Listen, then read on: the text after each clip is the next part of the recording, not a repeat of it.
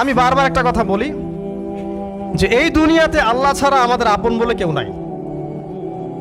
আপনি যাকে আপন মনে করেন না কেন, আমাদের সম্পর্ক আছে বাবার সাথে, মায়ের সাথে, স্ত্রী সন্তানদের সবার সাথে, আমাদের হক আছে, অধিকার আছে, সব ঠিক আছে। বিশ্বাস করেন আল্লাহ ছাড়া আপন বলে আপনার কেউ নাই। এই যে গার্লফ্রেন্ডকে আপন মনে হয়, এরা আপন না। স্ত্রী সন্তানদেরকে খুব আপন মনে হয়, আপনার মৃত্যুর পর 40 দিন সময় লাগবে না সব ভুলে যেতে। পিতামাতা, ভাই বোন সবাইকে আপন মনে হচ্ছে। পিতামাতার স্থান বাবা মার পরে, আল্লাহ রসুলের পরে, সেটা ঠিক আছে, তো আপন আল্লাহ ছাড়া তারা নন। আপনি তাদের মনোপুতভাবে নিজে প্রতিষ্ঠিত হতে পারবেন না, তারা আপনাকে চিনবে না। বলো সারাটা জীবন তোর পিছনে এত টাকা ঢাললাম, কি করলি? কিচ্ছু করতে পারলি না। আবার এখন যারা পিতামাতা হয়েছেন, সন্তানদেরকে আপন মনে হচ্ছে, দেখবেন এই সন্তানকে আপনি আপনার মনোপুতভাবে সম্পত্তি দিতে পারবেন না, ভরণ পোষণ দিতে পারবেন না। এই সন্তান বড় হয়ে আপনাকে বৃদ্ধাশ্রমে পাঠিয়ে দিতে পারে, নাউজুবিল্লাহ। অথবা আপনার সাথে এই সন্তানই খারাপ ব্যবহার করবে। আপন মনে হচ্ছে? আল্লাহ ছাড়া কেউ আপন না। আল্লাহ ছাড়া আপন কেউ না। আর আল্লাহ ছাড়া সত্যিকার অর্থে আপনাকে আমাকে ভালো কেউ বাসে না। শুধু আল্লাহই আপনাকে ভালোবাসেন। এটা আপনারা হারে হারে উপলব্ধি করবেন যত দিন যাবে ইনশাআল্লাহ। তাই শুধু সেই আল্লাহর জন্যেই নিজেকে খালেস করে দেন, আর যার যার হক তাকে তাকে দিয়ে দেন। দুনিয়াতে শান্তিতে থাকার ফিলোসফি বলছি, philosophy of happiness in this হায়াতুদ দুনিয়া, সেটা হচ্ছে যার যার হক তাকে তাকে দিয়ে দেন, নিজের হক আল্লাহর কাছে চেয়ে নেন। আর দুনিয়াকে আপন মনে করবেন না, আল্লাহ ছাড়া কাউকে আপন মনে করবেন না। আপনি সুখে থাকবেন ইনশাআল্লাহ। দুনিয়ার দাসত্ব করবেন, আল্লাহ ছাড়া অন্য মানুষদেরকে আপন মনে করে নেবেন, দেখবেন আপনি পদে পদে কষ্ট পাবেন। কারো কাছে আশা করেন না, কষ্ট পাবেন না। আমি এই প্রসঙ্গে কথাগুলো বললাম যে দুনিয়াকে আপন মনে করতে নাই, আর আল্লাহকে আপন মনে করতে হয়। আল্লাহকে আপন মনে করলে তখন আমার উপর কিছু দায়িত্ব চলে আসে। কি দায়িত্ব? আল্লাহ আমাকে সৃষ্টি করেছেন, রিজিক দিয়েছেন, লালন পালন করছেন, বাঁচিয়ে রেখেছেন, তার হাতে আমার মৃত্যু, তার হাতে সবকিছু। তো এখন আল্লাহ পাকের জন্য নিজের জীবনটাকে খালেস করে নেওয়া, যেভাবে আল্লাহ পাক চলতে বলেছেন সেভাবে চলা, যেগুলোকে আল্লাহ পাক নিষেধ করেছেন বর্জন করা। আর রাসূলুল্লাহ সাল্লাল্লাহু আলাইহি ওয়াসাল্লামের সুন্নাহ আল্লাহ পাক রেখে দিয়েছেন আমাদের সামনে। এই সুন্নাহগুলো যদি আমরা অনুসরণ করতে পারি, ইনশাআল্লাহ এই দুনিয়াতে কিছু পাই বা না পাই, ইনশাআল্লাহ পরকালে আপনি আল্লাহর ক্ষমা পাবেন ইনশাআল্লাহ তাআলা। কোরআনের সূরাগুলার অর্থ সব খুতবায় বলা যায় না, সময় সংকলন হয় না। এত চমৎকার ওয়াদ-দুহা সূরা আছে না, শপথ দ্বিপ্রহরের, ওয়াল-লাইলি ইযা সাজা, শপথ রাতের যখন সেটা আচ্ছাদিত হয়। মা ওয়াদ্দাআকা রাব্বুকা ওয়া মা ক্বালা, আল্লাহ কত মায়া দিয়ে তার নবীকে বলছেন যে তোমার আল্লাহ তোমাকে ছেড়েও দেন নাই, তোমার আল্লাহ তোমাকে ছেড়ে দেন নাই।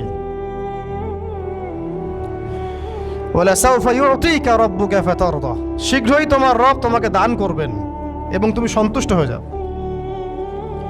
দুনিয়াতে চলতে গেলে দুঃখ কষ্ট হয় না? যারা ঈমান নিয়ে চলে ওদের দুঃখ কষ্ট বেশি হয়। তা আল্লাহ বলছেন টেনশন করো না, কষ্ট পেও না, তোমার রব তোমাকে ছেড়ে দেননি। ওয়ালা সাউফা ইউতিকা রাব্বুকা ফাতারদা, তোমার রব তোমাকে শীঘ্রই দান করবেন আর তুমি সন্তুষ্ট হয়ে যাবে। আলাম ইয়াজিদকা ইয়াতীমান ফাআওয়া, আল্লাহ বলছেন আল্লাহ কি তোমাকে ইয়েতিম রূপে পাননি, এরপর আল্লাহ কি তোমাকে প্রতিপালন করে বড় করেননি? ওয়াজাদাকা দাল্লান ফাহাদা, আল্লাহ কি তোমাকে পথভ্রষ্ট পান নাই, তোমাকে আল্লাহ পাক হেদায়েত দেন নাই? তো আল্লাহ যে এগুলো করেছেন সে আল্লাহ তোমাকে পরকালে ইনশাআল্লাহ ভালো রাখবেন। ফাআম্মাল ইয়াতীমা ফালা তাকহার, তো তুমি এতিমদের প্রতি কঠোর হয়ো না। ওয়াম্মা সাইলা ফালা তানহার, কেউ চাইলে তার হাতকে খালি ফিরিও না, ধমক দিও না।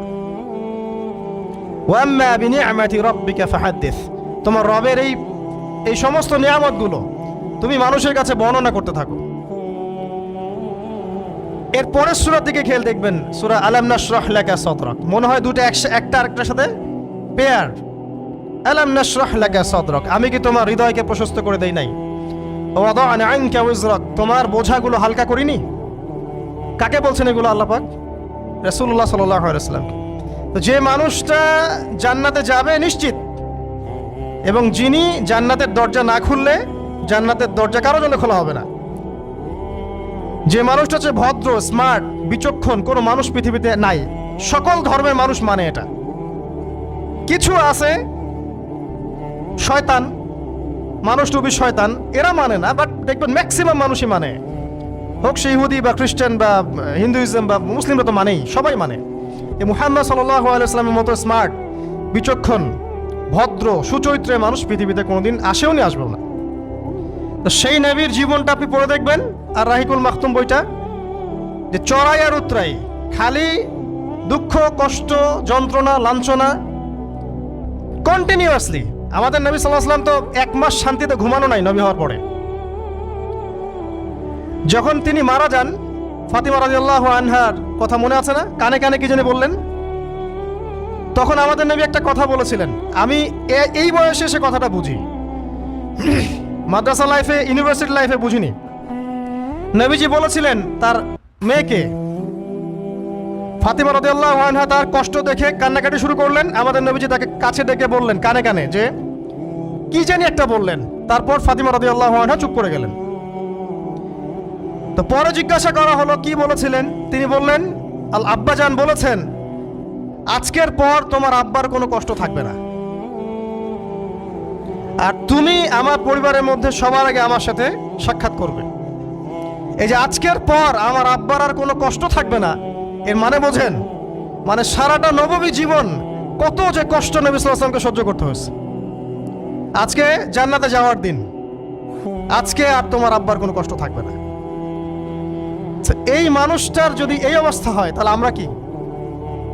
আল্লাহ পাক সেই মানুষটাকে এই সূরা দুটো শোনাচ্ছেন, আমি কি তোমাকে এতিম পাই নাই, তোমাকে পথভ্রষ্ট পাই নাই, হেদায়েত দেই নাই, ভরণ পোষণ করিনি, আমি আল্লাহ তোমাকে ছেড়ে দেই নাই, শীঘ্রই তোমাকে দান করব, হ্যাঁ, তোমার বোঝাকে আমি হালকা করিনি।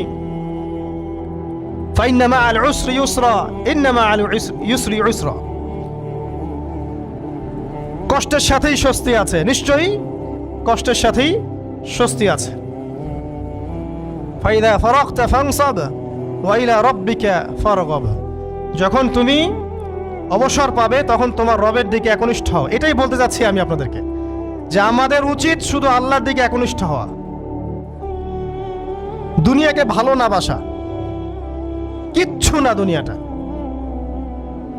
আমার চেয়ে ভালো আপনারা এটা জানেন না, কিচ্ছু না দুনিয়াটা, মানে মুহূর্তেই ডিজাস্টার হয়ে যেতে পারে। আর যাদেরকে নিয়ে এই দুনিয়া, আমাদের মা বাবা, ভাই বোন, আত্মীয় স্বজন, স্ত্রী সন্তান, এরা সবাই যে যার হক চাচ্ছে, তাদের হক দিয়ে দেন, আপনি খুব ভালো। দিতে পারবেন না, আপনি ভালো না। সারাটা জীবন করতে থাকেন, দেখবেন একদিন দিতে পারেন নাই, সে আপনাকে চিনবে না। নবী সাল্লাল্লাহু আলাইহি ওয়াসাল্লাম বলেন এই কথাগুলো, জাহান্নামে যাওয়ার কারণ এগুলো উল্লেখ করেন নাই।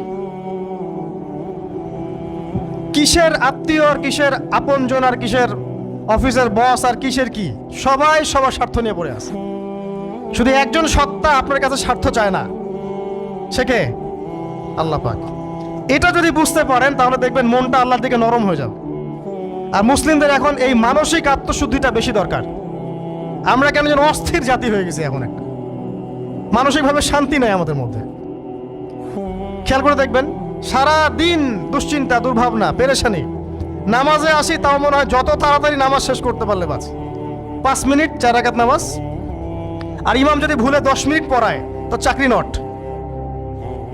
খতিব খুতবা দিবে 30 মিনিট ঘড়ি ধরে বলে দিবে, ভুলে যদি 10 মিনিট বেশি দিয়ে ফেলছে, আজকে আসছেন ভালো কথা, হাদিয়া নিয়ে যান, পরের দিন আর আসেন না। অস্থির। অস্থিরতার কারণ দুনিয়ামুখিতা, আল্লাহ থেকে দূরে থাকা। অস্থিরতার কারণ কোরআন থেকে দূরে থাকা। অস্থিরতার কারণ নিয়মিত সুন্নাহর উপর আমল না করা, ডেইলি জিকির আজগারগুলো না করা, ডেইলি কোরআন তেলাওয়াত না করা, হাদিস অনুবাদ সহ না পড়া, দিনের জ্ঞান চর্চা না করা, দিনী হালাকাগুলোর মধ্যে না বসা। অস্থিরতার অনেক কারণ, টাকা পয়সার পিছনে ছুটা, বাড়ি গাড়ি স্ট্যাটাসের পিছনে ছোটা, এবং এই লোভ, এই লালসা আপনাকে স্থির থাকতে দিবে না। অস্থিরতার কারণ এই যে আমরা বলি মেটেরিয়ালিজম, আমরা বলি বস্তুবাদিতা, এগুলো অস্থিরতার কারণ। এগুলো কখনো আপনাকে স্বস্তি দিবে না। আপনি যত দৌড়াবেন দুনিয়ার পেছনে, দুনিয়া আপনার থেকে তত পালাতে থাকবে। আর আল্লাহ পাক বলেছেন, হে আদম সন্তান, আমার ইবাদতের জন্য সময় বের করো, আমি তোমাকে দুইটা জিনিস দিব। এক নাম্বার, তোমার হাতকে আমি সচ্ছলতা দিয়ে ভরে দিব, আর দুই নাম্বার, তোমার সমস্ত অভাব আমি দূর করে দিব। যে ব্যক্তি আল্লাহর জন্য সময় দেয়, আল্লাহর জন্য বাঁচে, আল্লাহর জন্য মরে, সব কাজ আল্লাহর সন্তুষ্টির জন্য করে, দেখবেন ও মনের মধ্যে শান্তি আছে। হয়তোবা তার 5তলা 10তলা বাড়ি নাই, BMW নাই, সুজুকি জিক্সার নাই, তারপরে দেখবেন সে অনেক শান্তিতে আছে, কারণ তার মনের মধ্যে একটা প্রশান্তি কাজ করে। আর যে ব্যক্তির মধ্যে দেখবেন আল্লাহর কনসিয়াসনেস নাই, ইবাদত নাই, কোরআন সুন্নাহ এগুলো কিচ্ছু নাই, দুনিয়ার সব আছে, দেখবেন ব্যাংক ব্যালেন্স, টাকা পয়সা, মনে শান্তি নাই। এই মনের শান্তিটাকেই উসমান রাদিয়াল্লাহু আনহু বলতেন যে আল গিনা, মানে ধনাঢ্য, ধনী বলি না আমরা, এটাই হচ্ছে ধন।